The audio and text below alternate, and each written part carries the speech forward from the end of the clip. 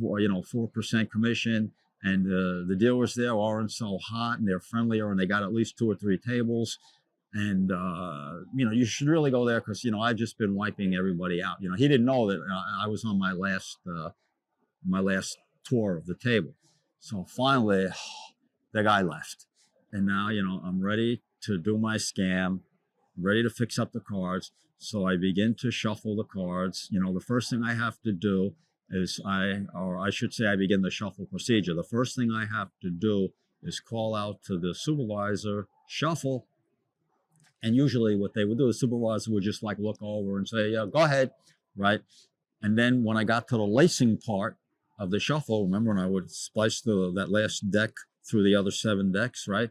I would have to call out lacing. And at that point, sometimes the supervisor came over to watch the lace. Now, I know who the supervisor was. It was a guy named Lloyd, and he was an ex-professional boxer from Philadelphia. And, he didn't give 2 craps about anything, so I knew he wouldn't really watch anyway.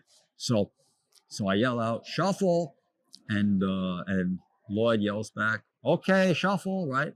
So I take the cards out of the shoe, right? And I start doing the wash, and I'm spreading the cards, over the table, face up, and all 8 decks. And I'm so nervous. I'm afraid I'm going to knock the cards off the table or something, because when you're spreading 8 decks of cards over the table felt, you got to be careful. You don't want to hit them too hard or knock them off.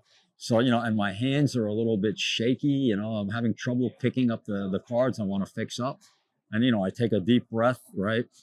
And Lloyd wasn't watching this. And I finally, so I'm picking up the cards. I'm trying to create as many natural winning hands where there's no 3rd card draw. So I'd only use 4 cards for each hand, so I could do it faster, right? So, I could actually set up 7 hands in 28 cards.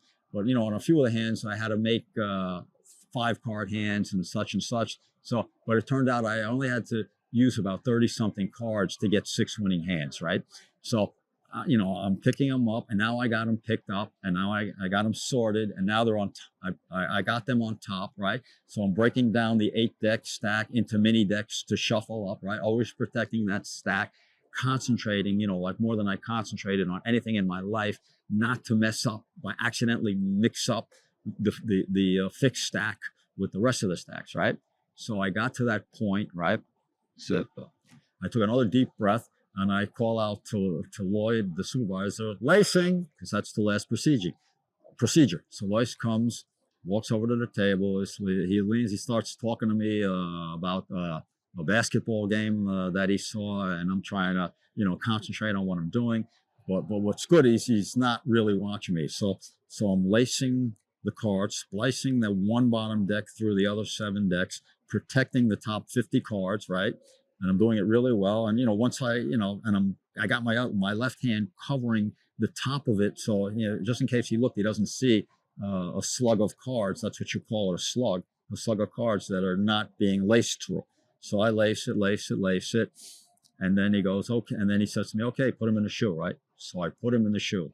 Now I knew the top card was a 2. So 2 cards had to be burned. And then the relief dealer would have to burn 2 cards for it to be a go. So I signaled Joe. Joe walked by the table, and I gave him a signal using my eyes and one of my hands